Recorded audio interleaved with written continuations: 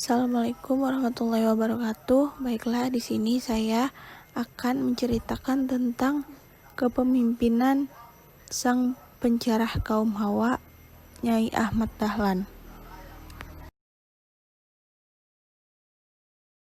Kehidupan awal Nyai Ahmad Dahlan atau Siti Walidah. Beliau dilahirkan di Kauman, Yogyakarta pada tahun 1872. Ia adalah putri dari Kiai Haji Muhammad Fadli, yaitu seorang ulama dan anggota Kesultanan Yogyakarta. Daerah bertempatnya tokoh agama banyak dari keraton. Dia bersekolah di rumah, diajarkan berbagai aspek tentang Islam, termasuk bahasa Arab dan Al-Quran. Dia membaca Al-Quran dalam naskah Jawi. Kemudian Nyai Ahmad Dahlan menikah dengan sepupunya, yaitu Kiai Haji Ahmad Dahlan, saat Kiai Haji Ahmad Dahlan sedang sibuk-sibuknya mengembangkan Muhammadiyah saat itu.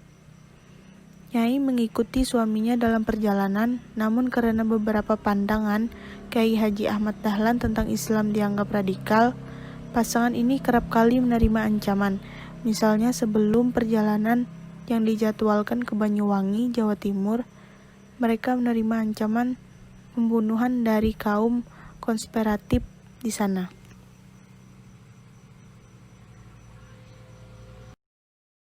Pada tahun 1914, ia mendirikan Sopotresno.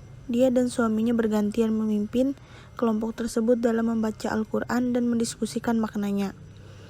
Segera ia mulai berfokus pada ayat-ayat Al-Quran yang membahas isu-isu perempuan. Kemudian beliau bersama suaminya dan beberapa pemimpin Muhammadiyah lainnya, Nyai Ahmad Dahlan membahas peresmian Sopotresno sebagai kelompok perempuan.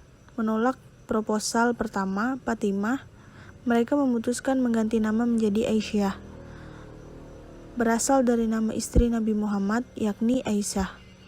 Kelompok baru ini diresmikan pada tanggal 22 April 1917. Dengan Nyai Ahmad Dahlan sebagai kepala, 5 tahun kemudian organisasi menjadi bagian dari Muhammadiyah. Kemudian melalui Aisyah, Nyai Ahmad Dahlan mendirikan sekolah-sekolah putri dan asrama, serta keaksaraan dan program pendidikan Islam bagi perempuan. Dia juga berkhutbah menentang kawin paksa. Kiai Haji Ahmad Dahlan meninggal dunia pada 1923. Nyai Ahmad Dahlan terus aktif di Muhammadiyah dan Aisyah. Pada tahun 1926, dia memimpin Kongres Muhammadiyah ke-15 di Surabaya. Beliau adalah wanita pertama yang memimpin kongres seperti itu. Kemudian Nyai Ahmad Dahlan terus memimpin Aisyah pada 1934. Selama masa pendudukan Jepang, Aisyah dilarang oleh militer Jepang di Jawa dan Madura pada 10 September 1943. Kemudian dia bekerja di sekolah-sekolah dan berjuang untuk menjaga siswa dari paksaan untuk menyembah matahari dan menyanyikan lagu-lagu Jepang. Selama masa Revolusi Nasional Indonesia, dia memasak sup dari rumahnya bagi para tentara dan mempromosikan dinas militer di antara mantan murid-muridnya. Dia juga berpartisipasi dalam diskusi tentang perang bersama Jenderal Sudirman dan Presiden Soekarno.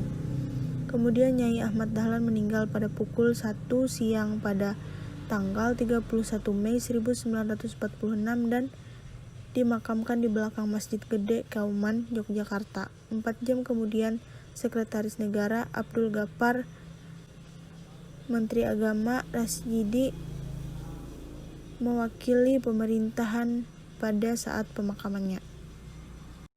Baiklah, berikut adalah warisan peninggalan dari Nyai Ahmad Dahlan.